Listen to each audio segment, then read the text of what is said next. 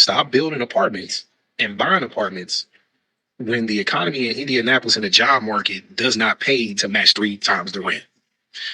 And before anybody say, well, people have to make a profit, people have to, get a return on their investment, you did better keeping your money in your pocket. The job market, the average person in Indiana making 15, the best 17. It don't say, oh, well, they can work at Costco. Everybody can't work at Costco. And the minimum wage here is $7.25. I don't normally commute. I don't usually care about gas prices because I work from my house. And when I do, I have to go to the airport and park and fly, and it's usually on my company's dime, right? But right here in central Indiana, we have hit $4.99 per gallon for gas. And so that means we're at California level prices, baby. Indiana right now, people are choosing between insulin and dinner, and the governor is calling the economy a success story. Minimum wage hasn't moved an inch since 2009. Not a dollar, not a dime. Meanwhile, the electric bill just doubled. And you know why? Because Microsoft and BlackRock needed somewhere to put their AI servers. And Indiana legislators handed them a 50-year tax break and a guaranteed power supply on your dollar. Your lights are going out so a data center can run at full capacity. Bacon is $13 a pound. A watermelon costs $14. A spaghetti dinner that used to cost $25 now runs $50. And they are telling you that this is the low cost of living state. This is not inflation. This is not in the market. This is a policy decision. Somebody chose this and they chose it deliberately. So I want you guys to stay with me. By the end of this video, you're going to know exactly what or who made that choice and why they are still in office. Have these clips within the very end, and I'll be back with my final commentary on the same. So I'm getting gas here in Plainfield this morning. Indiana's gas tax is tied to the price of gas. So when gas goes up, the tax automatically goes up. Where are our Republican state leaders?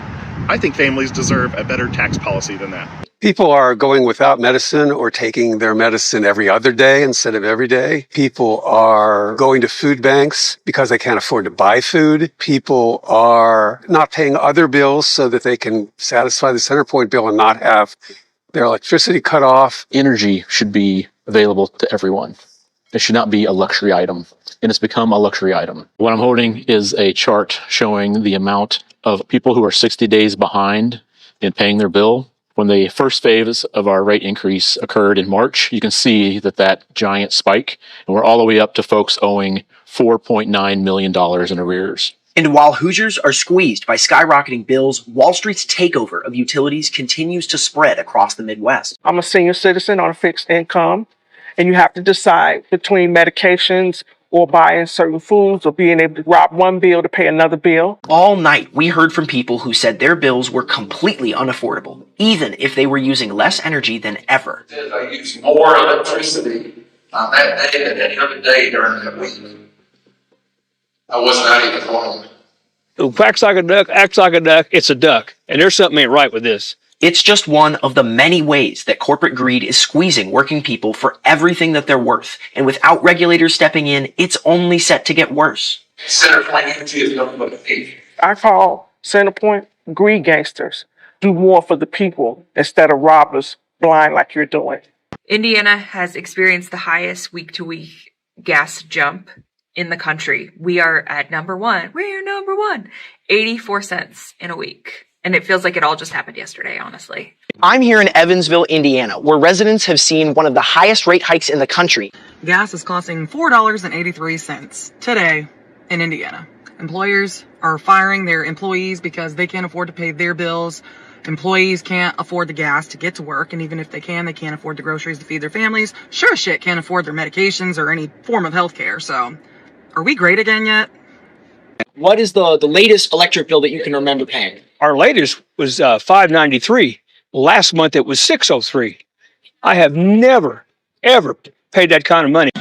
Seriously starting to regret getting this diesel truck.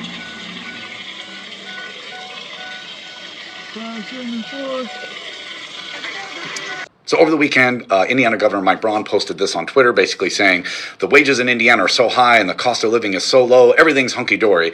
And not only is this claim absurd from a factual standpoint, but it's actually a slap in the face to so many working families here in Indiana who are struggling. Because when we look at the data closely, the idea that Indiana has high wages and a low standard of living, so everything's great, it simply doesn't hold up. In fact, the picture is really the opposite, because if we first start talking about wages, Indiana consistently ranks below most states when it comes to pay. As of late last year, we were in the bottom third. We were ranked 33rd in the nation when it came to wages. And even after you adjust for the cost of living, we only go up a couple places to number 29. And the problem is, even when our wages do start to rise, we're still being far outpaced by the national trends of rising wages in other states. Now, it is true that the cost of living here in Indiana is much lower than many other states around the country, but the problem is that is changing fast. Household costs are rising faster than wages, and that's eroding any benefit that we might get from those lower prices or that lower cost of living. 6 months last year, inflation added $668 in extra costs for Indiana families. Then when you talk about essentials like housing, transportation, food, childcare, healthcare especially, are all rising especially fast. In just a couple of years, the cost of necessities in Indiana has risen 8.2%, which far outpaces national inflation. Good people, welcome back to the channel, and allow me to paint you a picture of the American Midwest in 2026. A single mother in Minneapolis gets home from her second job, a job she picked up because her primary job pays $15 an hour, and that stopped being livable somewhere around 2022.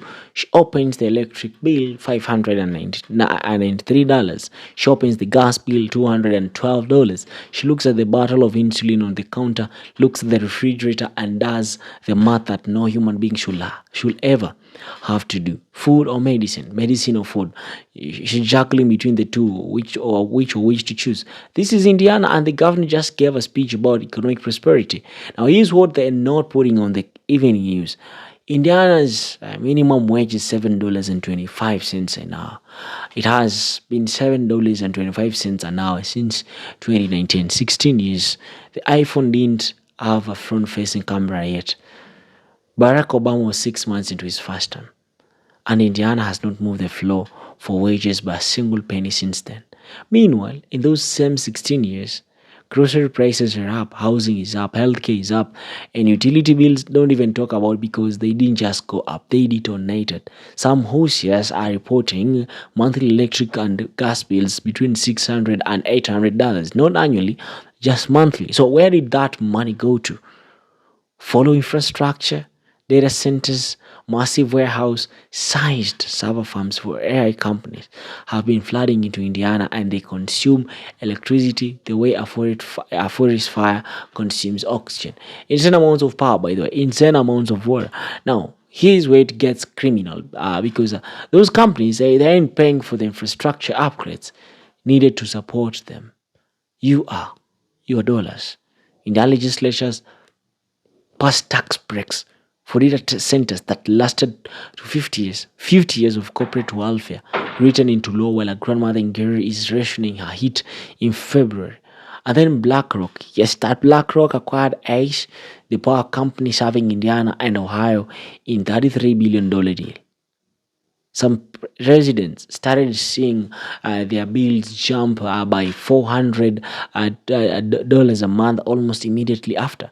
The grid isn't being mismanaged, it's being redirected away from homes towards our infrastructure. This is a privatization of public resources, and it's happening in slow motion while the legislature is busy fighting school board culture wars and making homeless less illegal on public property instead of illegal to cause. So, guys, I have a lot of questions, but let me just ask you to, number one, why do people keep on sabotaging their own freedom? And me, by saying this, you guys sabotaged your own freedom because you went red, right? Indiana State went red.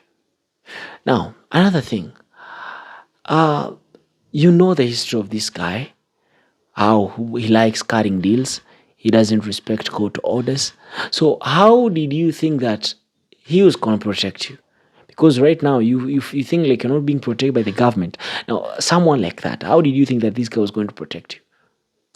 It's so heartbreaking talking about this. But to my Indianapolis brothers and sisters, I want to tell you that you guys, it's going to get better. But with the AI data centers, you guys, it's gonna make you suffer more. Let us catch up in the next one.